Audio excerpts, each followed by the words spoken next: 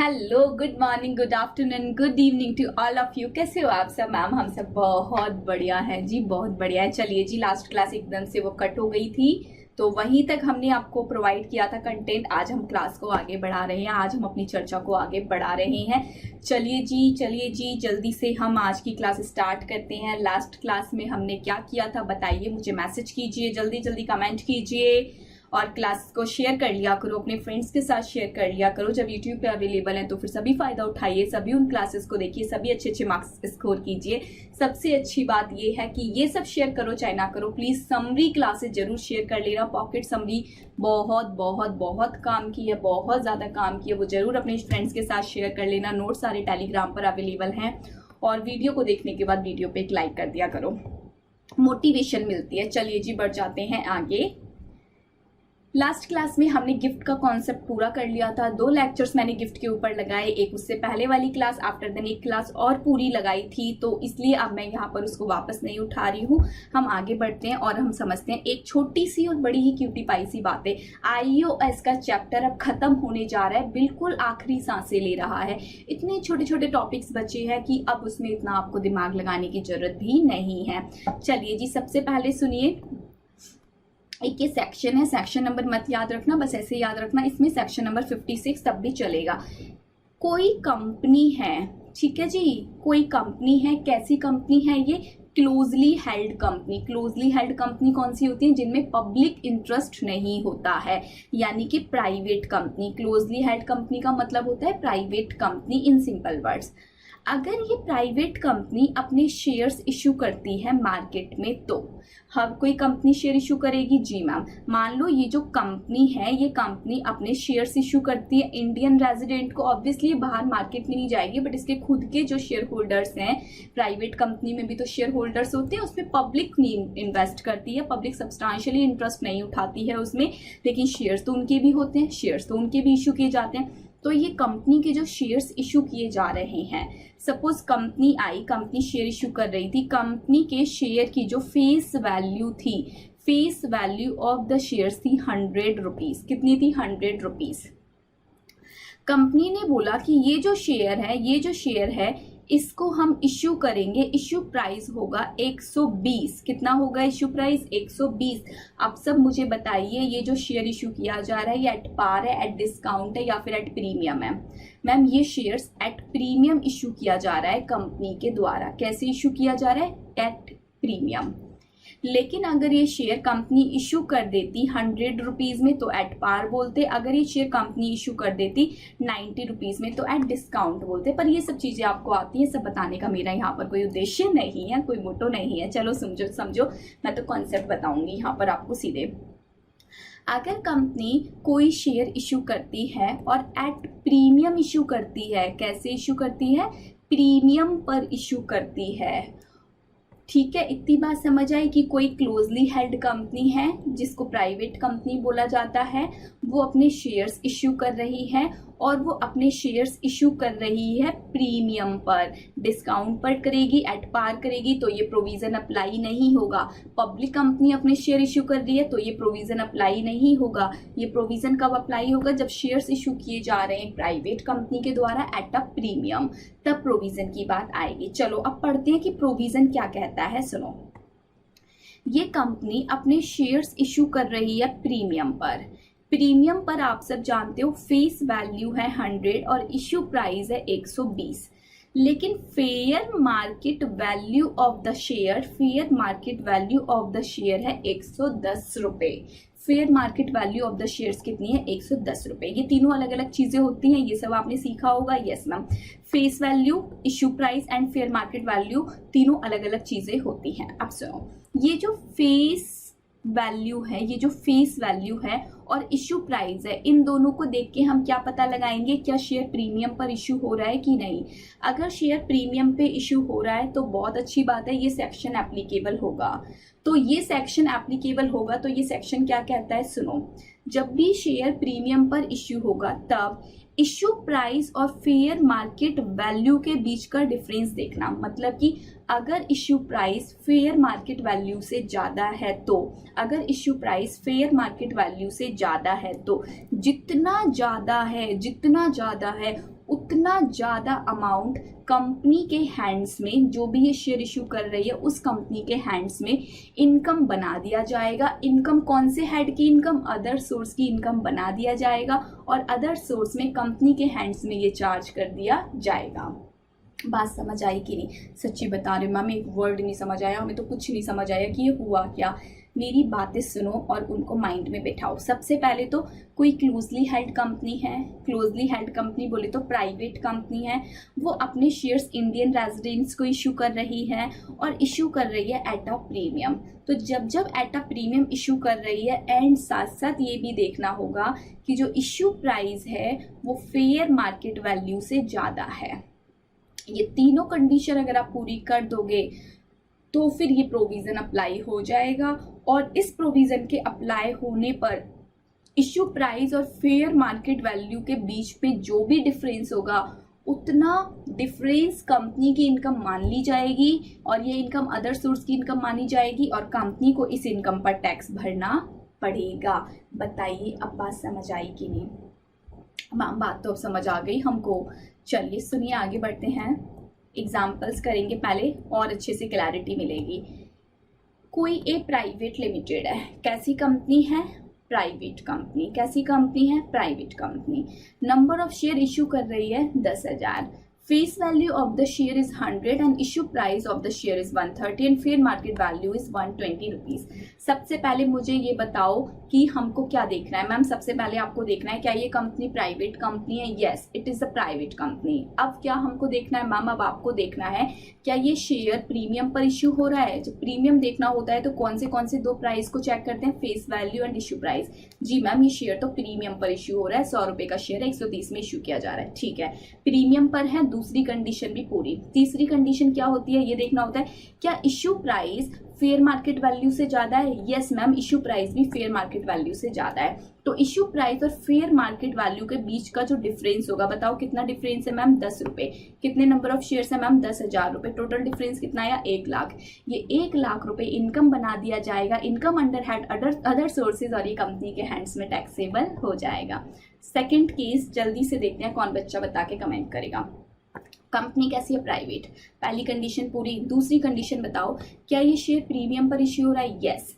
क्या issue price fair market value से ज्यादा है? नो, यानी कि ये प्रोविजन अप्लाई होगा ही नहीं। तीसरा केस बताओ क्या ये शेयर प्रीमियम पर इश्यू हो रहा है? नो, जब प्रीमियम पर इश्यू ही नहीं हो रहा तो आगे हमें बढ़ने की जरूरत ही नहीं है। नेक्स्ट, क्या ये शेयर प्रीमियम पर इश्यू हो रहा है? यस मैम, प्रीमियम पर इश्यू हो रहा है। क्या issue price fair market value से ज्यादा है? Yes ma'am, issue price fair market value से ज्यादा है। तो इस केस में इन दोनों का जो भी डिफरेंस आएगा, बताइए कितना डिफरेंस आएगा मैम? 20 इंटू 40,000 शेयर से 8 लाख का डिफरेंस आ जाएगा और 8 lakh income from other source में टैक्सेबल हो जाएगा। अब बताओ बात समझ आई कि नहीं?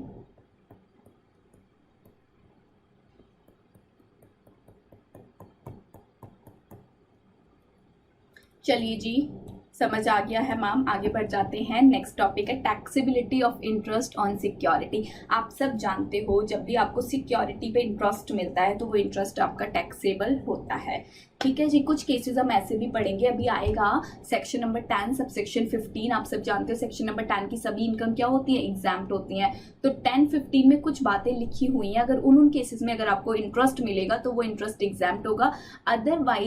अदरवाइज कोई भी इंटरेस्ट अगर आपको मिल रहा है अदर देन सेक्शन नंबर 10-15 तो वो आपका टैक्सेबल होगा। चलिए जी, तो if the assessee follow cash system, आप सब जानते हो अकाउंटिंग करने के 2 सिस्टम होते हैं, कैश और मर्केंटाइल। कैश में कब जब रिसीव हो रहा है तभी टैक्सेबल होगा, मर्केंटाइल में जब वो चीज अक्रू हो जाती है, ड्यू हो जाती है, तब वो टैक्सेबल हो जाती है। अगर मैं बात करूं कैश सिस्टम की, interest shall be taxable and when the same is receive. Interest कब टैक्सेबल होगा? जब वो आपको रिसीव हो रहा है। इंटरेस्ट कब टैक्सेबल होगा? जब वो आपको रिसीव हो रहा है। if the assessee follow accrual system of accounting, if the assessee follow accrual system of accounting, interest is taxable on the day on which it has actually become due. लेकिन अगर assessee follow कर रहा है mercantile system तो फिर जब वो due होगा तब taxable होगा. ठीक है जी. If the assessee does not hold the security on the day which interest become due, obviously अगर इंटरेस्ट ड्यू हो गया बट आप सिक्योरिटी होल्ड नहीं करते हो तो आपके हाथ में कुछ भी टैक्सेबल नहीं होगा. चलो अब सपोज करो आपको इंटरेस्ट रिसीव हो रहा है या फिर आपके केस में ड्यू हो रहा है तो आपके हैंड्स में टैक्सेबल होगा कि नहीं? जी मैम टैक्सेबल होगा. तो जब भी इंटरेस्ट आपको दिया जाता है तो काफी सारे केसेस में मैं आपको पढ़ाऊंगी टीडीएस का चैप्टर, वहां से नेट ऑफ टीडीएस दिया जाता है, मतलब उसमें से कुछ पैसा काट लिया जाता है टीडीएस का. सपोज आपका इंटरेस्ट बना 100 रुपए का, इस पर लगेगा मान लो 10% का टीडीएस. तो अब जिससे आपको टीडीएस मिलना है, सॉरी इंटरेस्ट मिलना है, वो आपको 100 रुपए नहीं देंगे, वो आपको कितना देंगे? 90 रुपए. लेकिन इनकम टैक्स में आपके लिए इनकम कितनी है? 100 रुपए. आपको इंटरेस्ट कितने का मिलना था? 100. वो बात अलग है कि 10 आपका ऑलरेडी कट गया एज अ टीडीएस, पर इंटरेस्ट इनकम आपको कितनी हुई है? 100 रुपए. तो उन्होंने वही बोला है कि ऐसे केस में ग्रॉस इंटरेस्ट टैक्सेबल होगा.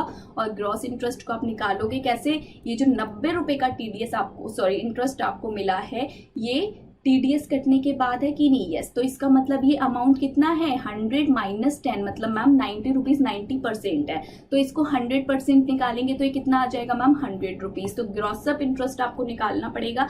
नेट ऑफ टीडीएस है तो उसको ग्रॉसिंग अप करना पड़ेगा और ग्रॉसिंग अप करने के बाद वो टैक्सेबल हो जाएगा. चलिए जी, कुछ ऐसे इंटरेस्ट आएंगे जो कि क्या हो जाएंगे? टैक्सेबल हो जाएंगे, सॉरी एग्जैम्प्ट हो जाएंगे. पढ़ते हैं कौन कौन से.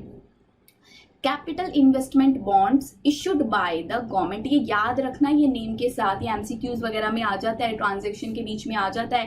Capital investment bonds issued by the government, इस पर अगर आपको इंटरेस्ट मिल रहा है तो एग्जैम्प्ट. आपने आरबीआई के बॉन्ड्स परचेज कर रखे हैं तो इस पर भी इंटरेस्ट नहीं टैक्सेबल होगा. Post office saving bank account में अगर 3500 रुपए तक का आपको इंटरेस्ट मिल रहा है और अगर जॉइंट अकाउंट है तो 7000 रुपए तक का टैक्सेबल नहीं होगा. एनी अदर कोई इंटरेस्ट आपको मिल रहा है इस सेक्शन के तहत तो वो भी टैक्सेबल नहीं होगा. ये वाली बात ऑलरेडी मैं कैपिटल गेन चैप्टर में आपको पढ़ा चुकी हूँ कि आपने गोल्ड मोनेटाइजेशन स्कीम के तहत अगर कोई डिपॉजिट सर्टिफिकेट परचेज किया था तो ये डिपॉजिट सर्टिफिकेट मैंने आपको वहां पर बताया था, याद हो तो, कैपिटल एसेट की डेफिनेशन में कवर नहीं होता था और इन पर जो इंटरेस्ट मिलता था उस इंटरेस्ट को, इनकम को भी एग्जैम्प्ट कर दिया जाता था. चलिए आ जाइए आगे बढ़ जाते हैं. अब बात आती है, ये याद रखना इंपॉर्टेंट पॉइंट है, यूटीआई और म्यूचुअल फंड पर अगर आपको इंटरेस्ट और डिविडेंड मिलता है तो वो भी क्या होता है? एग्जैम्प्ट होता है. Dividend on UTI and mutual fund पर मिलने वाला डिविडेंड और इंटरेस्ट आपका पूरी तरह से एग्जैम्प्ट होता है. आगे अगर मान लो एक और केस है, income from owing and maintaining of any other animal. आप किसी एनिमल को मेंटेन कर रहे हो, उस केस में आपकी कोई इनकम हो रही है, कोई खर्चा हो रहा है, क्या होगा? तो आईओएस की अगर मैं बात करूं तो आईओएस सिर्फ हॉर्स रेसिंग की, हॉर्स रेसेस वाले जो रेस वाले जो हॉर्सेस होते हैं उनके मेंटेनेंस को कवर करता है, उनकी इनकम को कवर करता है. If the एसेसी is engaged in the business of owing and maintaining any other animal, his income computed shall be under the head. कहाँ पर टैक्सेबल होगी? पीजीबीपी में. क्योंकि अगर आप हॉर्स रेसेस का बिजनेस कर रहे हो तो आईओएस में आओगे. अदर देन कोई सा भी एनिमल है आपके पास, उसको मेंटेन कर रहे हो, उसको ऑन कर रहे हो तो पीजीबीपी में आपका टैक्सेबिलिटी अराइज होगी. Next, taxability of composite brand. देखो एक बार अभी लास्ट क्लास में भी बताया था, स्टिल फिर से बता रही हूँ. फर्स्ट क्लास में बताया था आईओएस की कि रेंट अगर आप देते हो हाउस प्रॉपर्टी को अगर आप रेंट पर देते हो तो आपको जो भी इनकम होती है वो हाउस प्रॉपर्टी हेड में टैक्सेबल होती है. यस. सिमिलरली अगर आप हाउस प्रॉपर्टी को रेंट पर नहीं दे रहे, आप प्लांट एंड मशीनरी को रेंट पर दे रहे हो और प्लांट और मशीनरी को रेंट पर देने का आपका बिजनेस है, तो इस केस में बताओ इनकम कहाँ टैक्सेबल होगी? मैम पीजीबीपी हेड में टैक्सेबल होगी. आप प्लांट एंड मशीनरी को रेंट पर दे रहे हो, हमेशा नहीं देते, कभी कभी दे देते हो, कोई बिजनेस नहीं है तो अब कहाँ पर टैक्सेबल होगी? आईओएस में टैक्सेबल होगी. एक और क्वेश्चन, चलो आप हाउस प्रॉपर्टी को ही रेंट पर दे रहे हो, लेकिन ऐसे करने का आपका बिजनेस है। क्या है? बिजनेस है। जब बिजनेस है तो कौन से हेड्स में टैक्सेबल होगी? पीजीबीपी में। अगर बिजनेस नहीं है तो हाउस प्रॉपर्टी हेड में टैक्सेबल होगी।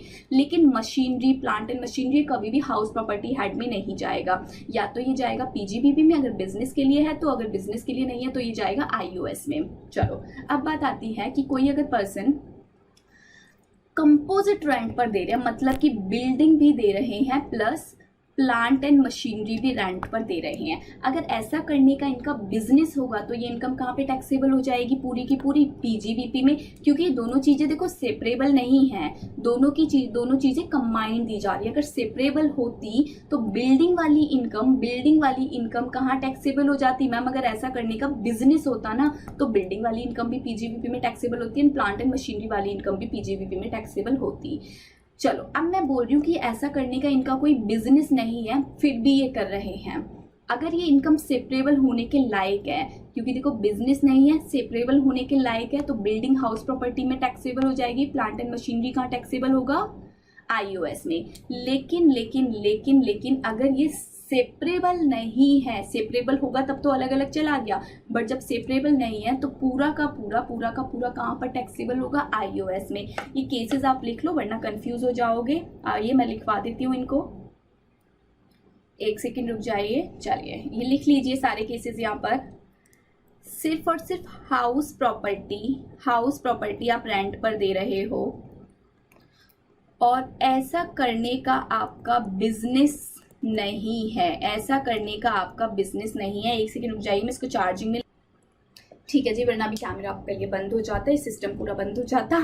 ठीक टाइम पे ध्यान चला गया। चलो हाउस प्रॉपर्टी का बिजनेस नहीं है फिर भी रेंट पर दे रहे हो, इनकम कहाँ पर टैक्सेबल होगी? टैक्सेबल हेड बताइए मुझे, किस हेड में टैक्सेबल होगी?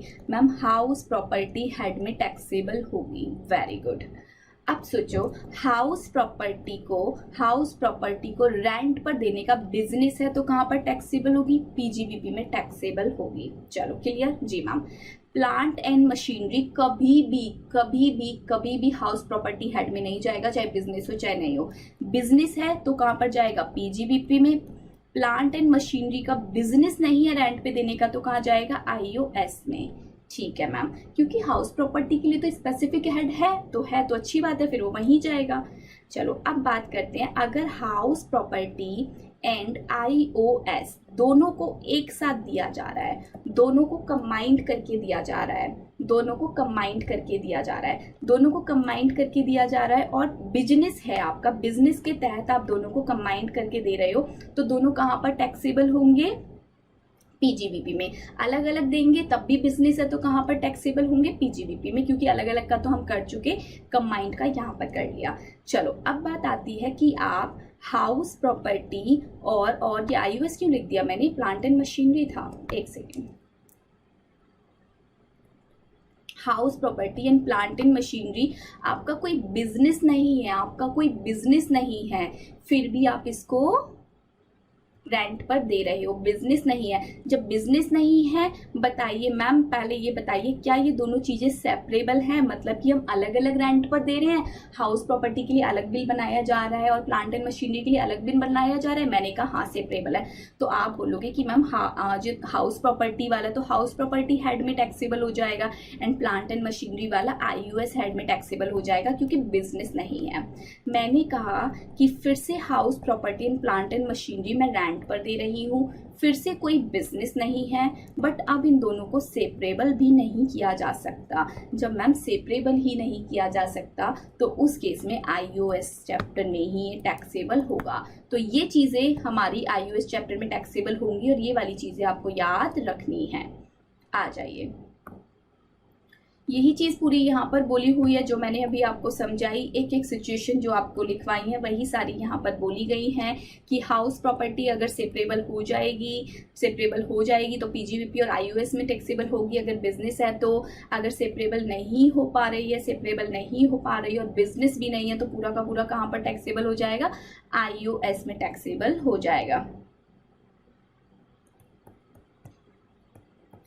Taxability of interest on compensation of enhanced compensation, sorry देखो ये क्या है, मैंने आपको पढ़ाया था, मेट्रो का एग्जांपल दिया था, मेट्रो बन रही थी, प्रोजेक्ट पूरा तैयार था, मेट्रो वालों को काफ़ी सारे एरियाज की बिल्डिंगों को ज़बरदस्ती खरीदना पड़ा, तो उसकी वजह से मेट्रो के एरिया को कवर अप करने के लिए वहाँ पर जो भी प्रॉपर्टी थी गवर्नमेंट ने खरीद ली, और गवर्नमेंट ने उसको खरीदने के लिए कंपनसेशन दिया, इनहांस्ड कंपनसेशन दिया। तो जब गवर्नमेंट उस कंपनसेशन को देने में डिले कर देती है तो गवर्नमेंट इंटरेस्ट देती है। जी हाँ, तो जो इनकम दे रहे हो आप, जिनकी आपने प्रॉपर्टी को कंपलसरी एक्वायर किया, सपोज मेरी प्रॉपर्टी थी, मेरी प्रॉपर्टी को गवर्नमेंट ने एक्वायर किया, तो बदले में गवर्नमेंट ने मुझे कहा कि हम आपको 2020 में कंपनसेशन दे देंगे। मेरे पास 2020, 2021, 2022 तक कोई कंपनसेशन नहीं आया, पर मेरे पास इंटरेस्ट आ रहा था। तो जो इंटरेस्ट आ रहा था मेरे पास, वो इंटरेस्ट मेरा कहाँ पर टैक्सेबल होगा? इनकम फ्रॉम अदर सोर्सेज में। मैम पूरा का पूरा इंटरेस्ट टैक्सेबल होगा? नो, 50% की डिडक्शन मिल जाएगी, 50% टैक्सेबल हो जाएगा, 50% की नेट डिडक्शन मिलेगी। एक्चुअल में कितना खर्चा किया है, कितना नहीं किया, डजंट मैटर। अब बात आता है एडवांस मनी फोरफिट कर ली। मुझे कोई घर परचेज करना था, तो मैं घर परचेज करने के लिए गई और मैंने क्या किया, बयाना दिया। जिसको मैंने बयाना दिया उन्होंने बाद में मैंने उनसे कहा कि अब मैं आपका घर नहीं खरीद सकती, मुझे यहाँ पे अभी रहना नहीं है, मुझे घर अभी नहीं खरीदना है, मंदी का दौर चल रहा है, लॉकडाउन चल रहा है, मुझे भी घर नहीं खरीदना है। तो इस केस में क्या हुआ, वो सामने वाले पर्सन ने मेरे को बोल दिया कि जो भी हमने आपसे बयाना लिया था, एज एडवांस लिया था, वो हम फोरफिट कर रहे हैं, वो हम आपको वापस नहीं देंगे। मैंने कहा ठीक है, कोई दिक्कत नहीं है, रख लो, गवर्नमेंट आपको देख लेगी। तो गवर्नमेंट उनसे बोली कि आपने एडवांस लिया था? वो बोले जी हाँ बिल्कुल लिया था। क्यों नहीं लिया था? हमने तो उनसे एडवांस लिया था और हमने कहा था हम हाउस प्रॉपर्टी बेचेंगे, बाद में उन्होंने लेने से मना कर दिया, तो हमने उनका फोरफिट कर लिया पैसा। तो गवर्नमेंट बोलती है देखो जी देखो, आपने फोरफिट कर लिया ना, वो आपकी इनकम मानी जाएगी अदर सोर्स की और आपको टैक्स भरना पड़ेगा। तो ये एग्जांपल आप पढ़ लेना, बड़ा ही सिंपल सा एग्जांपल है, पूरी बात यहाँ पर लिखी हुई है। एग्जाम्पल आप पढ़ लेना, कंटेंट मैं पढ़ाऊंगी। If any person has entered into an agreement to sell any capital asset and some advance money was received but the buyer refused to purchase the capital asset and the advance money was forfeited on or after this date, in the case of the amounts of fee forfeited shall be considered to be the income under had other sources। ये example जो मैंने दिया था as it is है, ये आप खुद पढ़ोगे होमवर्क में। चलिए अब आइए नेक्स्ट पे। इसके बाद जो टॉपिक है ये बॉन्ड वॉशिंग ट्रांजैक्शन एंड एक डिविडेंड स्ट्रिपिंग है। इस पे अभी 6 से 7 मिनट के बाद लौट के आएंगे। 6 से 7 मिनट में हम पहले आगे का कवर करते हैं। बहुत छोटे छोटे टॉपिक्स बचे हैं, मुश्किल से 10 मिनट लगेगा, सारा खत्म हो जाएगा, फिर बाद में आएंगे उसको डिटेल में समझेंगे। सुनो, फैमिली पेंशन की बातें करते हैं। फैमिली पेंशन मिल रही है। फैमिली पेंशन अगर आपको मिल रही है after the death of the employee, अगर एम्प्लॉय को पेंशन वगैरह मिलती है तो वो तो सैलरी हेड में टैक्सेबल होती है। लेकिन जब एम्प्लॉय की डेथ हो गई और जो एम्प्लॉय के फैमिली मेंबर हैं, उन फैमिली मेंबर को अगर क्या मिल रहा है, फैमिली पेंशन मिल रही है, उन फैमिली मेंबर को अगर फैमिली पेंशन मिल रही है after the death of the employee, तो वो फैमिली पेंशन फैमिली मेंबर के हैंड्स में IOS हेड में टैक्सेबल होगी। ठीक है जी। क्या मैम पूरी की पूरी इनकम टैक्सेबल हो जाएगी या कुछ डिडक्शन मिलेगी? थोड़ी मोटी डिडक्शन जरूर मिलेगी। सुनो क्या, कितनी डिडक्शन मिलेगी? 33%, 33.33 मतलब कि 1/3 ऑफ टोटल पेंशन, जो भी आपको फैमिली पेंशन मिल रही है उसका 1/3, और 15,000 विच एवर इज लेस। इन दोनों में से जो अमाउंट कम आ जाएगा उतने अमाउंट तक की आप डिडक्शन ले लेना टोटल फैमिली पेंशन में से, और जो बचा कुछ अमाउंट होगा उस पर आप टैक्स भर देना। कैसे? फैमिली पेंशन आपको रिसीव हुई, सपोज आपको फैमिली पेंशन रिसीव हुई, कितनी ले लूँ? 9,000 ले लेते हैं। ठीक है जी, ये 9,000 फैमिली पेंशन रिसीव हुई है, फैमिली मेंबर्स को रिसीव हुई है after the death of the employee. चलो अब इस पे से डिडक्शन कितनी मिलेगी मैम? 1/3 ऑफ फैमिली पेंशन करो, कितना आएगा? बताओ कितना आएगा मैम? 3,000 और 15,000 रुपए, whichever is higher, whichever is less. ये 15,000 पर मंथ पर एनम है, आप पर एनम की कैलकुलेशन कर रहे हो। 9,000 आपको पूरे सालाना मिला है, पूरे एनुअल का मिला है, मैं एनुअल का लेके यहाँ पे चल रही हूँ। तो इन दोनों में जो भी लेस है, लेस कौन सा है बताओ? 3,000। तो 3,000 का आप 9,000 में से डिडक्शन ले लेना, बचे कुछ 6,000 पर आपको टैक्स भरना पड़ेगा। आगे आ जाइए, बहुत इंपॉर्टेंट है। फैमिली पेंशन का पॉइंट जरूर माइंड में रखना, लिख लो, उस पर मोस्ट इंपॉर्टेंट है। आगे आ जाओ, डिडक्शन फॉर एक्सपेंस।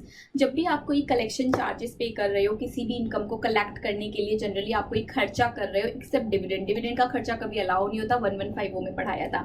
आप कोई अदर कलेक्शन चार्ज पे कर रहे हो, कोई कमीशन रेम्यूनरेशन पे कर रहे हो, या फिर आप कोई इंटरेस्ट पे कर रहे हो लोन पर। सपोज आपने कोई लोन लिया, लोन लेके आपने शेयर्स परचेज कर लिया। अब शेयर परचेज किया, तो शेयर जब आपने परचेज किया तो शेयर क्यों परचेज किया कि इन फ्यूचर में शेयर का प्राइस बढ़ेगा, हमारी इनकम होगी, तो शेयर से आपको इनकम हो रही है। शेयर से तो इनकम हो रही है, पर लोन पे जो शेयर लिए थे उस लोन पर इंटरेस्ट का खर्चा जा रहा है। तो गवर्नमेंट ने बोला कि अगर आपने लोन लिया है, लोन लेके उसको आगे इन्वेस्ट कर दिया और इन्वेस्टमेंट से जो इनकम आ रही है उस इनकम को पूरा टैक्स के लिए मत ले आना, पूरी इनकम पर टैक्स नहीं लगाया जाएगा।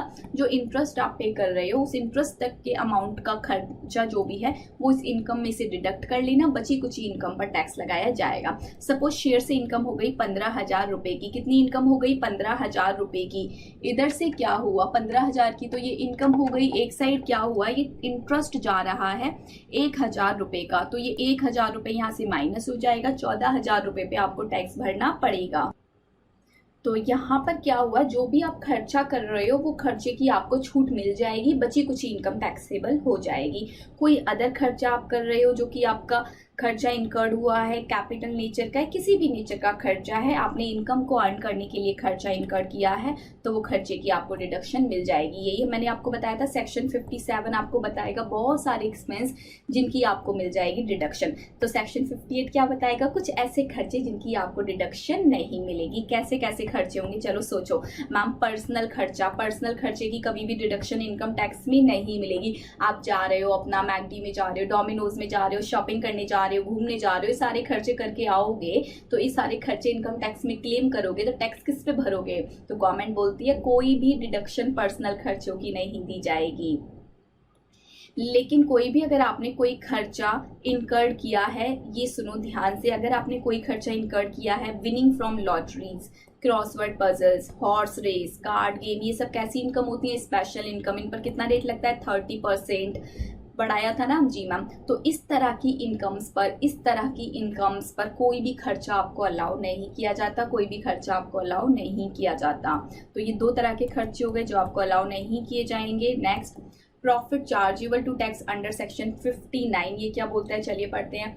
इफ एसएसी, सुनो मेरी बात, आपने कोई भी अमाउंट खर्च किया, ठीक है जी, आपने कोई भी अमाउंट क्लेम कर लिया, कोई भी आपका खर्चा था जो कि आपने खर्च किया और उस खर्चे को आपने क्लेम कर लिया, ठीक है, और क्या हुआ, सब्सिक्वेंटली जो खर्चा आपने क्लेम किया वो खर्चा आपको रिकवर्ड भी हो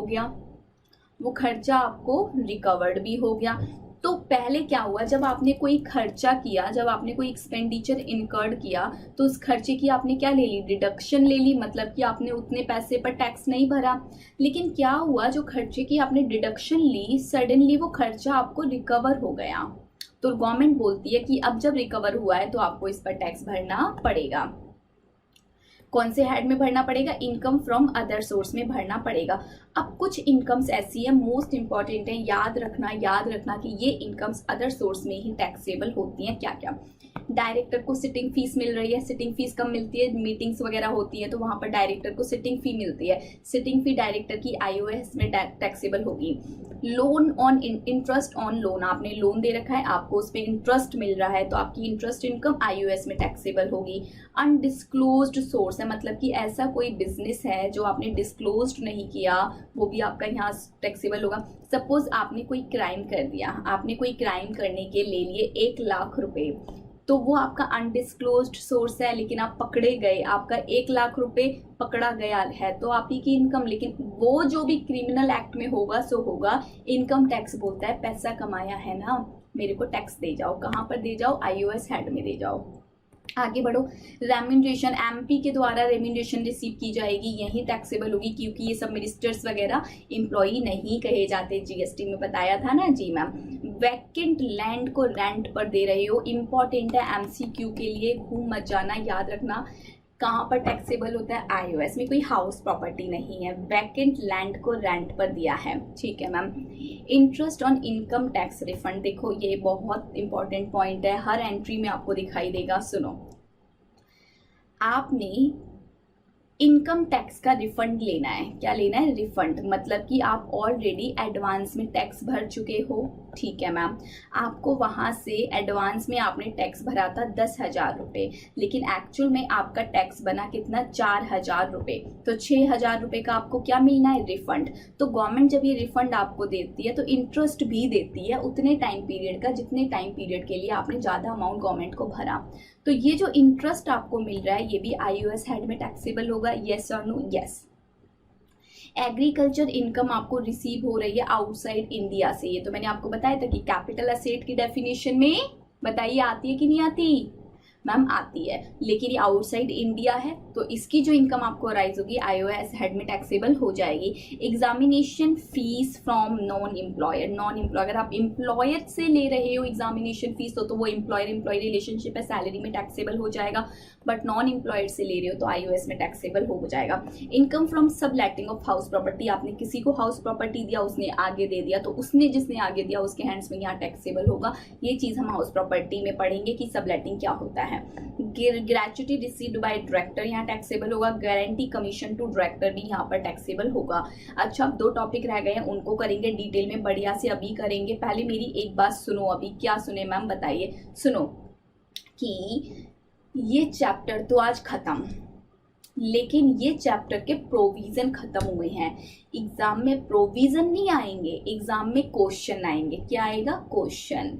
टाइम इतना नहीं है कि मैं यहाँ पे सारे क्वेश्चन या फिर क्वेश्चंस आपको डिटेल में कराऊँ। सारे क्वेश्चंस आपके पास है, टॉपर्स की बुक आपके पास अवेलेबल है। जिसके पास नहीं है टेलीग्राम पर मैं डाल दूंगी, क्वेश्चंस वहां से ले लेना। सारे क्वेश्चंस आप सॉल्व करो, वही क्वेश्चंस जो एंट्री उन क्वेश्चंस में आ रही हैं बार बार वही तो रिपीट होके एग्जाम में आनी है। देखो, जब मैं आपको आईटीसी पढ़ाया था तो क्लियर कट उसके सारे क्वेश्चन कराए थे और आपको क्या बताया था कि आईटीसी 17 लेक्चर का चैप्टर था। कितने लेक्चर पढ़े थे हमने? 17, 2-2 घंटे के। लेकिन जब हमने उसके 4 अटेम्प्ट के क्वेश्चन किए थे, चारों अटेम्प्ट में सेम क्वेश्चन था, फिगर चेंज थी। तो अगर आप उस क्वेश्चन को ही सीख जाते, एग्जाम ओरिएंटेड जो बच्चा कर रहा है उसके लिए बोल रही हूँ, हालांकि हमें एग्जाम ओरिएंटेड भी रहना है, एग्जाम तो निकालना है ना, प्रैक्टिकल नॉलेज चाहिए, एग्जाम भी तो निकालना है ना। तो जो बच्चा आईटीसी का चैप्टर नहीं करता लेकिन वो उन 4 क्वेश्चन को अपने हाथ से कर लेता 2 बार, तो क्या वो एग्जाम में नंबर नहीं ला पाता? मैम बिल्कुल ले आता, सेम क्वेश्चन आ रहा है हर बार। यहाँ भी यही है कि आप ये पढ़ो, प्रोविजन नहीं पढ़ोगे, क्वेश्चन करोगे कैसे? अब प्रोविजन आप सबको आ गया, अब क्वेश्चन की प्रैक्टिस करो दिन रात बैठ के। जब क्वेश्चन की प्रैक्टिस कर लोगे, वही क्वेश्चन तो बार बार एग्जाम में आ रहे हैं, वही एंट्रीज तो बार बार आ रही है। बिल्कुल आईटीसी वाला हाल है इनकम टैक्स का, जैसे सेम क्वेश्चन आ रहे हैं उसी तरह से क्वेश्चन फिट होता है। जो आपको यहाँ पर पास्ट ईयर क्वेश्चन मिले हैं, प्रैक्टिस क्वेश्चन मिले हैं, इन क्वेश्चन को करो। एटलीस्ट एग्जाम से पहले सारे क्वेश्चन अपने हाथ से सॉल्व करो। चलो उस आ जाइए, जो मेरे दो टॉपिक रह गए थे मैं उनको आपको करा देती हूँ। सबसे पहले हमारा टॉपिक है बॉन्ड वॉशिंग ट्रांजैक्शन। टॉपिक का क्या नेम है? Bond washing transaction. Bond washing transaction क्या होता है आइए थोड़ा सा पहले समझा देती हूँ इसको, फिर हम इसकी चर्चा आगे करेंगे।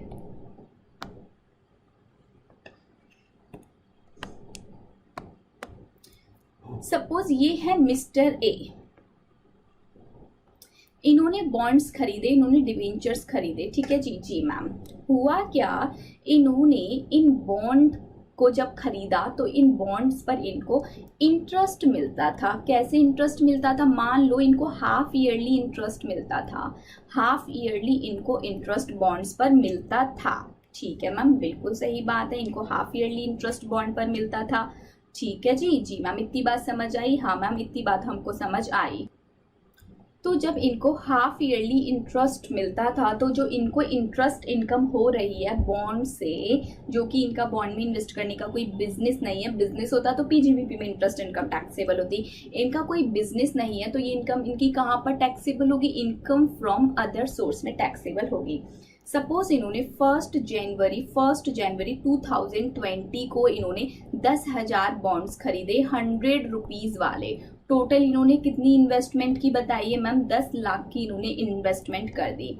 इस इन्वेस्टमेंट पर इनको एट द रेट 10% का इंटरेस्ट मिलता है हाफ ईयरली। तो बताइए इनको हाफ ईयरली कितना इंटरेस्ट मिलेगा? एवरी हाफ ईयर में इनको 10% पर एनम से इंटरेस्ट मिलता है। तो इनका इंटरेस्ट निकालिए, 50,000 आ जाएगा कि नहीं जी मैम? 10% पूरे साल का 1 लाख, हाफ कर दोगे 50,000। ये लेकिन इंटरेस्ट इनको कब मिलेगा? हाफ ईयर, यानी कि जनवरी में नहीं, फरवरी में नहीं, मार्च में नहीं, अप्रैल में नहीं, मई में नहीं, जून के एंड में। कब मिलेगा ये इंटरेस्ट इनको? 30 जून को। 30 जून को जब इनको ये 50,000 रुपए का इंटरेस्ट मिलेगा तो ये 50,000 रुपए मिस्टर ए के हैंड्स में टैक्सेबल होंगे कि नहीं? जी मैम, ये 50,000 रुपए मिस्टर ए की इनकम बनेंगे और मिस्टर ए के हैंड्स में टैक्सेबल हो जाएंगे। मिस्टर ए ने दिमाग लगाया और एक लूप होल ढूंढने की कोशिश की। इन्होंने फिक्टिशियस नाम का एक पर्सन बनाया। हो सकते हैं इनके कोई भाई वगैरह ही रहे हो, या फिर हो सकता है इनके कोई रिलेटिव रहे हो, या फिर हो सकता है कोई रहा ही ना हो। इन्होंने अज्यूम कर लिया कि ये कोई मिस्टर एक्स है, फिक्टिशियस पर्सन है। इन्होंने यहाँ पर एक फेक अकाउंट बना लिया। इन्होंने क्या किया, अपने सभी बॉन्ड्स इन मिस्टर एक्स के अकाउंट में ट्रांसफर कर दिए और लॉ मेकर को दिखा दिया कि मैंने तो सेल कर दिया। मैंने क्या कर दिया? ट्रांसफर कर दिया। इन्होंने ये हरकत कब की? 29 जून को की। कब की? 29 जून को। क्योंकि इनको 30 जून को इनकम मिलने वाली थी और 30 जून को इनको इनकम मिलती तो यहाँ पर टैक्सेबल हो जाती। इन्होंने ये फिक्टिशियस अकाउंट बनाया। 29 जून को ये जो बॉन्ड्स थे ये एक फिक्टिशियस डमी इंसान के पास चले गए। हो सकता है कोई नोन हो, कोई अदर हो, इनकी वाइफ हो जिनकी ऑलरेडी कोई इनकम नहीं है, उनको बोल दिया कि आप अपने नाम से अकाउंट खोल लो, मैं आपके अकाउंट में ये शेयर्स डाल रहा हूँ। हुआ क्या, अब ये जो 50,000 रुपये था, ये जो 50,000 रुपये था ये मिस्टर ए को जाने वाला था। अब ये किसको जाएगा मैम? इस फिक्टिशियस पर्सन को जाएगा। तो मिस्टर ए के हैंड्स में ये 50,000 रुपये टैक्सेबल हुए कि नहीं, मुझे ये बताओ। मैम नहीं, मिस्टर ए इस 50,000 रुपये को टैक्स कराने से बच गए। इसी को बोला गया बॉन्ड वॉशिंग ट्रांजैक्शन। कि मिस्टर ए ने यहाँ पर क्या किया, अपने बॉन्ड ट्रांसफर कर दिए और जो इंटरेस्ट था वो इंटरेस्ट अब मिस्टर ए को नहीं मिला, मिस्टर फिक्टिशियस पर्सन को चला गया। फिक्टिशियस पर्सन भी तो मिस्टर ए ही है, तो मिला तो ए को ही, लेकिन ए के दूसरे अकाउंट में मिल गया। अब सुनो मेरी बात मैम, इस तरह से तो बॉन्ड्स तो मिस्टर ए के चले ही गए ना, मिस्टर ए के बॉन्ड्स तो चले गए मिस्टर ए के हाथ से, तो बहुत बड़ा लॉस हो गया। देखो क्या होता है बॉन्ड वॉशिंग ट्रांजैक्शन में, सुनो। जब मिस्टर ए ने अपने फिक्टिशियस अकाउंट में बॉन्ड्स डाले थे तो क्यों डाले थे? कि जो इंटरेस्ट इनकम है ये अदर को मिल जाए, मेरे फिक्टिशियस अकाउंट में आ जाए, और वापस से रीपर्चेज कर लिए बॉन्ड्स। मतलब कि वापस से उस फिक्टिशियस अकाउंट से अपने अकाउंट में बॉन्ड को ट्रांसफर कर लिया। और ऐसा ये हर 6 महीने में कर रहे थे। क्यों कर रहे थे? 50,000 रुपये बचा रहे थे। मैम अभी भी हमको डाउट है। देखो इतनी सी बात है कि कोई भी पर्सन अपने बॉन्ड्स को किसी और को ट्रांसफ़र कर रहा है, क्यों ट्रांसफ़र कर रहा है? कि जो इंटरेस्ट इनकम है वो मेरे पास ना आए, क्योंकि मेरे पास आएगी तो वो टैक्सेबल हो जाएगी, किसी और के पास चला जाए। जब उस दूसरे पर्सन को इंटरेस्ट इनकम मिल जाती है तो ये जो शेयर्स हैं ये वापस से ये पर्सन अपने अकाउंट में वापस ले लेते हैं। ठीक है मैम, ये सब तो समझ आ गया। बट मैम ये बताइए कि जो 50,000 की इनकम मिस्टर एक्स को मिलती तो ये मिस्टर एक्स के हैंड्स में टैक्सेबल होती। मैंने कहा हाँ, लेकिन मैम अगर ये 50,000 की इनकम मिस्टर फिक्टिशियस पर्सन या फिर मिस्टर वाई को मिलेगी तो उनके हैंड्स में भी तो टैक्सेबल हो जाएगी। मैंने कहा नहीं। आपने कहा क्यों? क्योंकि ये फिक्टिशियस पर्सन, मान लो ऑब्वियसली ये फिक्टिशियस पर्सन या फिर डमी पर्सन उन्हीं को तो बनाएंगे, अपनी वाइफ को, अपने पड़ोसी को, किसी को भी इन्होंने ढूंढ लिया जिसके साथ ये बॉन्ड वॉशिंग कर रहे हैं। ये उसी के साथ तो बॉन्ड वॉशिंग करेंगे जिसकी पहले से कोई इनकम ना हो, क्योंकि आप सब जानते हो 2.5 लाख रुपए तक की इनकम तो एग्जाम्प्ट होती है। ये तो सिर्फ 50,000 रुपए हैं, तो मिस्टर वाई के हैंड्स में भी तो एग्जाम्प्ट हो जाएगा। और आप तो ये सब भी जानते हो कि अप टू 5 लाख रुपए तक की भी इनकम एग्जाम्प्ट होती है। 12,500 की रिबेट आई हुई है। चलिए, तो इसको कहते हैं बॉन्ड वॉशिंग ट्रांजैक्शन। आइए अब यहाँ से समझते हैं। Where a security owner transfer the security on the event of due date of interest and reacquire it. पहले ट्रांसफर कर दिया, ड्यू डेट पर ट्रांसफर कर दिया एंड वापस इसको एक्वायर कर लिया।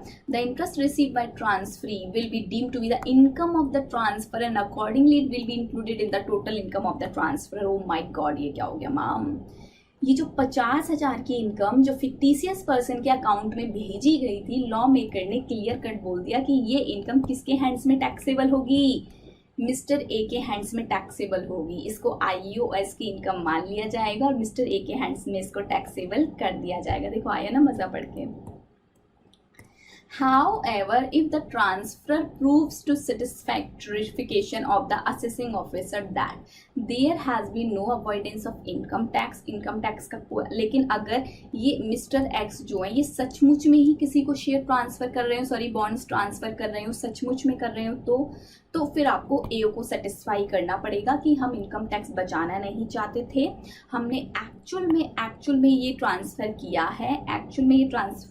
है, तो उस केस में एओ अगर आपसे सेटिस्फाई हो जाएगा तो फिर ये IOS हेड में आपकी इनकम आपके हैंड्स में टैक्सेबल नहीं करेगा, उसी के हैंड्स में टैक्सेबल करेगा जिसको रिसीव हुई।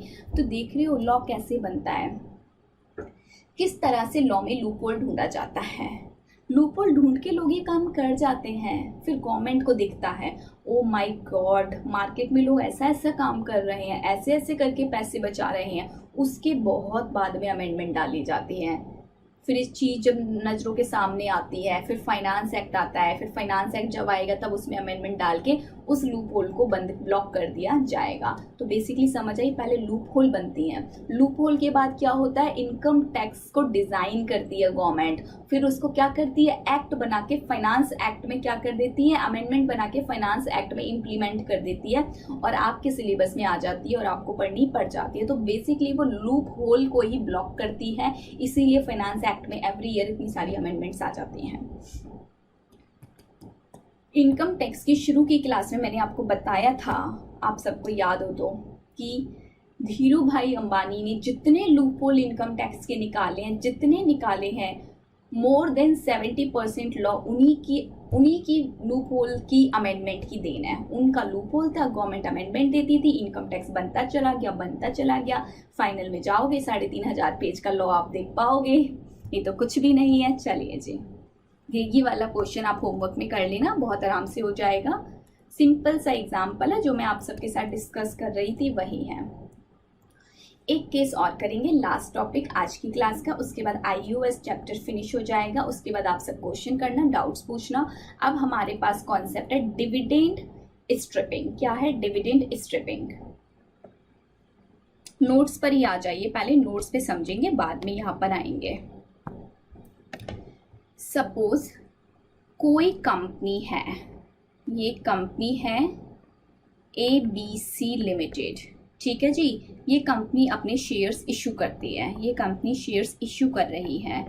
तो होता क्या है, एक ना एक दिन डिविडेंड अनाउंस किया जाता है कि नहीं। डिविडेंड की एक डेट अनाउंस की जाती है, जिस दिन डिविडेंड की डेट अनाउंस की जाती है कि हाँ इस दिन डिविडेंड अनाउंस किया जाएगा, उस डेट को बोला जाता है रिकॉर्डेड डेट। रिकॉर्डेड डेट क्या होती है? Recorded date is a date which is announced by the company for the distribution of dividend. Dividend को डिस्ट्रीब्यूशन करने के लिए एक डेट जो कि अनाउंस की जाती है कंपनी के द्वारा, उसको बोला जाता है रिकॉर्ड डेट। अब क्या हुआ, इस ABC लिमिटेड ने बोला 1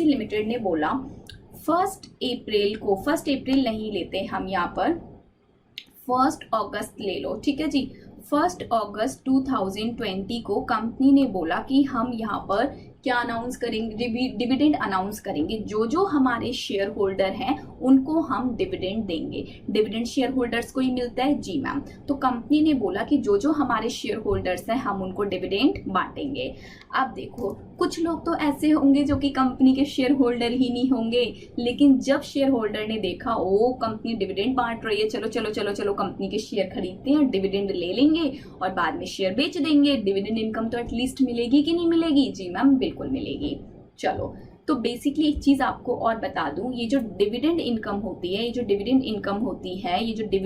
होती है, आप सब जानते हो शेयर होल्डर के हैंड्स में एग्जैम्प्ट होती है कि नहीं होती? अगर 10 लाख रुपए तक की है, जी मैम डिविडेंड इनकम तो शेयर होल्डर के हैंड में एग्जैम्प्ट होती है, हम ऑलरेडी कर चुके हैं 1034 सेक्शन नंबर जी मैम, तो डिविडेंड इनकम भी एग्जाम्प्ट होती है। शेयर होल्डर ने क्या किया, शेयर्स खरीदा और ये डिविडेंड इनकम अर्न की, डिविडेंड इनकम एग्जाम्प्ट थी और बाद में क्या किया, शेयर्स को बेच दिया। ऐसा हुआ होगा कि नहीं? जी मैम, ऐसा होने के तो बहुत चांसेस हैं, ऐसा हुआ। इसी ट्रांजैक्शन का नाम है डिविडेंड स्ट्रिपिंग। पर अभी बात मैंने आपसे पूरी नहीं बोली अपनी, पहले पूरी बात मेरी सुनिए।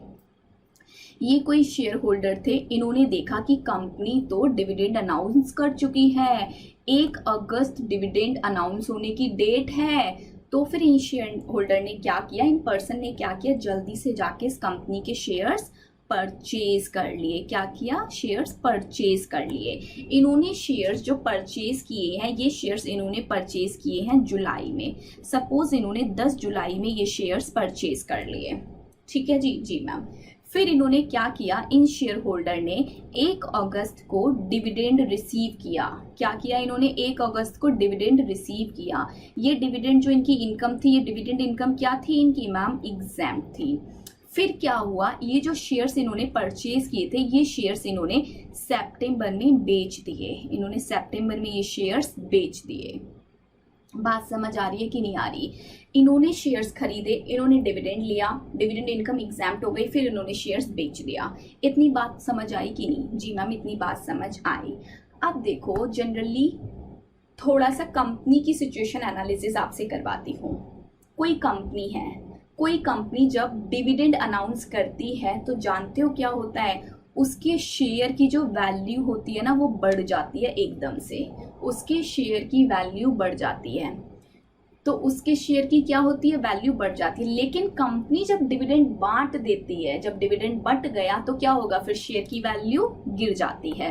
तो यानी कि परचेज करते टाइम हमेशा शेयर की वैल्यू ज्यादा होती है और शेयर को बेचते टाइम शेयर की वैल्यू क्या होती है, कम होती है। शेयर की वैल्यू कम होती है। ऐसा क्यों होता है, डिविडेंड की वजह से होता है। ऑब्वियसली आप सब खुद सोचो, अगर आप कोई भी शॉपिंग करने जाते हो, अगर आप उस पे आपको कोई बेनिफिट मिलने वाला होता है तो आप उसके लिए एक्स्ट्रा चार्ज भी पे करोगे कि नहीं? जी मैम, एक्स्ट्रा चार्ज ऑब्वियसली पे करेंगे अगर हमें उससे बेनिफिट मिल रहा है तो। लेकिन अगर उससे आपको कोई बेनिफिट नहीं मिल रहा, देखो ना, अब तो बेनिफिट नहीं मिल रहा है क्योंकि डिविडेंड ऑलरेडी बढ़ चुका है। तो जब बेनिफिट नहीं मिलेगा तो शेयर का प्राइस क्या हो गया, कम। सिमिलरली जब आप शॉपिंग करने जाते हो तो कोई बेनिफिट नहीं मिलता, तो उस चीज के लिए आप कम प्राइस देना ही पसंद करते हो कि नहीं? Yes ma'am. सेम कंपनी के साथ होता है, अगर कंपनी कोई बेनिफिट दे रही है तो मैं कंपनी का शेयर महंगा भी खरीद लूंगी। लेकिन जब कंपनी मुझे कोई बेनिफिट नहीं दे रही है तो फिर मैं क्यों उसका शेयर महंगा खरीदूंगी? मैं उसका शेयर महंगा बिल्कुल भी नहीं खरीदूंगी। तो यही होता है। अब क्या हुआ होगा, देखो कि ये जो डिविडेंड इनकम थी, ये इनकम तो एग्जैम्प्ट हो गई। अब ये जो शेयर होल्डर था, ये शेयर्स को बेच रहा है। बेचेगा तो क्या होगा मैम, इसको लॉस होगा। क्यों लॉस होगा बताइए? सेल प्राइस तो है कम और परचेज प्राइस है ज्यादा। जब सेल प्राइस है कम, मान लो 1,000 रुपए सेल प्राइस और परचेज प्राइस है मान लो 1,200 रुपए, तो इसको 200 रुपए का लॉस हुआ कि नहीं हुआ? बताइए, इसको 200 रुपए का लॉस हुआ कि नहीं हुआ? जी मैम, इसको 200 रुपए का लॉस हो रहा है। इसको जो डिविडेंड मिला था, मान लो जो इसको डिविडेंड मिला था, वो डिविडेंड इसको मिला था 150 रुपए का। खैर, हालांकि ये लाखों में हो रहा होगा, मैं बहुत छोटी छोटी वैल्यू लिख रही हूँ सो दैट आपको समझ आए। इतनी बात समझ आई कि नहीं? पहले मुझे ये बताओ, एक पर्सन थे, उन्होंने शेयर्स उन्होंने खरीदा था 1,200 रुपए का। 1,200 रुपए का उन्होंने शेयर खरीदा था। 1,200 का जब उन्होंने शेयर खरीदा तो 150 रुपए की उनकी डिविडेंड इनकम हो गई। ये डिविडेंड इनकम इनकी एग्जैम्प्ट हो गई। फिर ये शेयर्स को बेच रहे हैं। बेचते टाइम शेयर की वैल्यू 1,000 रुपए है और 1,000 वैल्यू होने की वजह से इनको 200 रुपए का क्या आ गया, लॉस आ गया। अब आप सब जानते हो, एक चीज मैंने आप सभी को और पढ़ाई हुई है। मैम, क्या चीज पढ़ाई हुई है? सुनो मेरी बात, 1 सेकेंड के लिए रुक जाओ। चलो सही है। तो एक चीज मैंने आप सभी को और पढ़ाई हुई है कि ये जो लॉस आपको होता है, ये लॉस आप कैरी फॉरवर्ड कर सकते हो। मतलब कि 200 रुपए के लॉस को आप कैरी फॉरवर्ड कर लेना और नेक्स्ट ईयर जब इनकम होगी तो उस इनकम से इस लॉस को सेट ऑफ कर देना, बची कुछ इनकम पर टैक्स भरना। तो ये तो कितना सारा बेनिफिट मिल गया इस पर्सन को। यहाँ से डिविडेंड इनकम एग्जैम्प्ट हो गई, यहाँ से लॉस भी कैरी फॉरवर्ड करा लिया। आगे जाके ना जाने कितनी कितनी सारी इनकम को ये इस इनकम से कम कर जाएगा। करेगा कि नहीं? जी मैम, बिल्कुल करेगा। तो लॉ मेकर ने बोला इस ट्रांजैक्शन को बोला जाता है डिविडेंड स्ट्रिपिंग। अगर किसी शेयर होल्डर ने शेयर्स परचेज किए थे within 3 month prior to the recorded date and shares को बेच रहा है within 3 month after to the recorded date, तो उस केस में इसको जो भी डिविडेंड इनकम मिली थी वो डिविडेंड इनकम एग्जैम्प्ट होगी, और इसको जो भी लॉस हुआ है वो loss up to dividend amount तक का हम कैरी फॉरवर्ड नहीं करने देंगे। अप टू डिविडेंड अमाउंट तक का लॉस इग्नोर कर दिया जाएगा। बताइए कितने रुपए का लॉस इग्नोर कर दिया जाएगा? पेन नहीं चल रहा है, 1 सेकेंड रुक जाइए। 150 रुपए का जो लॉस है इसका वो क्या कर दिया जाएगा? इग्नोर, और बचे कुचे 50 रुपए का लॉस क्या कर दिया जाएगा? Carry forward. अब बताइए बात समझ आई कि नहीं? अब बात मैम समझ आ गई, अब बात बन गई एकदम बढ़िया से। सुनो अब फिर से एक बार लास्ट बार समरी करा देती हूँ। कोई एक पर्सन थे, उन्होंने अगर शेयर्स परचेज किए हैं within 3 month from the recorded date, prior to the 3 month from the recorded date, मतलब रिकॉर्डेड डेट से 3 महीने पहले अगर उन्होंने शेयर्स एक्वायर किए हैं, या और एंड, यहाँ पर एक वर्ड है एंड, आपने खरीदे एंड खरीद के 3 मंथ के अंदर अंदर रिकॉर्डेड डेट से आपने उनको बेच दिया। पहले खरीदे फिर बेचा, जब दोनों घटनाएं एक साथ की होंगी तभी ये वाला प्रोविजन लगेगा, अदरवाइज नहीं लगेगा। तो इस बीच आपको जो भी डिविडेंड मिला वो डिविडेंड आपका क्या हो जाएगा? एग्जैम्प्ट। और सेल करते टाइम आपको जो लॉस हो रहा है, देखो अगर लॉस नहीं होगा तब भी ये प्रोविजन अट्रैक्ट नहीं होगा, क्योंकि लॉस नहीं होगा तो क्या होगा? प्रॉफिट होगा। प्रॉफिट होगा तो इनकम टैक्स डिपार्टमेंट को इनकम टैक्स मिलेगा, कोई टेंशन वाली बात नहीं है। लेकिन ये प्रोविजन तो तब एप्लीकेबल होगा जब इन पर्सन को लॉस हो गया। अब लॉस हो रहा है तो लॉ मेकर ने बोला जितने तक का डिविडेंड आप एग्जैम्प्ट करा चुके हो उतने रुपए तक का लॉस तो आपका इग्नोर हो जाएगा, बचा कुचा लॉस आपका कैरी फॉरवर्ड हो जाएगा। अब बता दो बात समझ आएगी नहीं? अब मैम बात समझ आ गई तो आ जाइए जरा बुक पे पढ़ लेते हैं। 947 एप्लीकेबल होगा कब? 94 सबसेक्शन 7 एप्लीकेबल कब होगा? ये एप्लीकेबल मैम तब होगा जब शेयर्स खरीदे जा रहे हैं within 3 month prior to the recorded date and sold किए जा रहे हैं within 3 month after to the recorded date. Recorded date का मतलब वो डेट होता है जब कंपनी डिविडेंड या फिर कोई अदर इनकम बांट रही है। ये तो मैंने शेयर्स की बात की थी। शेयर्स और यूनिट्स भी हो सकते हैं, म्यूचुअल फंड्स की यूनिट्स हो गई, किसी भी ओरिएंटेड फंड्स की यूनिट्स हो गई। तो शेयर्स और यूनिट्स का सेम ट्रीटमेंट है, बस सिर्फ एक डिफरेंस है। क्या? सुनो, आपने यूनिट्स परचेज की हो within 3 month from the prior to the recorded date and units sale कर रहे हो within 9 month from the recorded date. बस ये टाइम डिफरेंस में थोड़ा सा डिफरेंस है, टाइम में डिफरेंस है, बाकी पूरा प्रोविजन सेम रहेगा। यहाँ पर शेयर्स बेचते हो तो वो विद इन 3 मंथ के अंदर अंदर बेचोगे तो ये प्रोविजन लगेगा, लेकिन यूनिट्स अगर आप बेच रहे हो तो विद इन 9 मंथ के अंदर अंदर भी बेचोगे तब भी आपका ये प्रोविजन लगेगा। चलो ये तो पता लग गया कि ये प्रोविजन लगेगा कब? जी मैम, इस प्रोविजन के तहत आपकी जो मिलने वाली इनकम है वो एग्जैम्प्ट होनी चाहिए तभी ये प्रोविजन लगेगा। जी मैम। नेक्स्ट पॉइंट और कि यहाँ से जब आप शेयर्स को सेल कर रहे हो तो आपको लॉस होना चाहिए, अगर आपको प्रॉफिट हुआ है तो ये प्रोविजन आपका नहीं लगेगा। ठीक है मैम, अब हमें ये समझ आ गया कुल मिला के लॉस हुआ है तो ये प्रोविजन लगेगा वरना नहीं लगेगा। अब लॉस का क्या ट्रीटमेंट होगा? तो लॉस जो आपने इनकर्ड किया है अप टू द अमाउंट, जितने अमाउंट तक का आपको डिविडेंड रिसीव हुआ है उतने अमाउंट तक का लॉस तो इग्नोर हो जाएगा। जी। और जो loss over and above of the dividend amount है वो लॉस आपका क्या कर दिया जाएगा? कैरी फॉरवर्ड कर दिया जाएगा, सेट ऑफ कर दिया जाएगा नेक्स्ट ईयर में। ठीक है मैम, तो बात समझ आई कि नहीं? जी मैम, अब हमको ये बात समझ आ गई। चलिए आइए फटाफट से एक एग्जांपल करते हैं। मिस्टर एक्स ने 1000 शेयर्स खरीदे HCL कंपनी के 300 रुपए के पर शेयर। कब खरीदे? 30 जून को। रिकॉर्डेड डेट क्या है? 8। बताइए क्या विद इन 3 मंथ खरीद लिए? जी मैम, विद इन 3 मंथ खरीद लिए। मिस्टर एक्स ने डिविडेंड रिसीव किया 20,000 का, जो कि एग्जैम्प्ट हो गया 1034 में। ठीक है। मिस्टर एक्स ने शेयर्स को सेल कर दिया 270 में। बताइए विद इन 3 मंथ सेल किया? यस। लेकिन अगर यूनिट्स होते तो विद इन 9 मंथ सेल करना होता।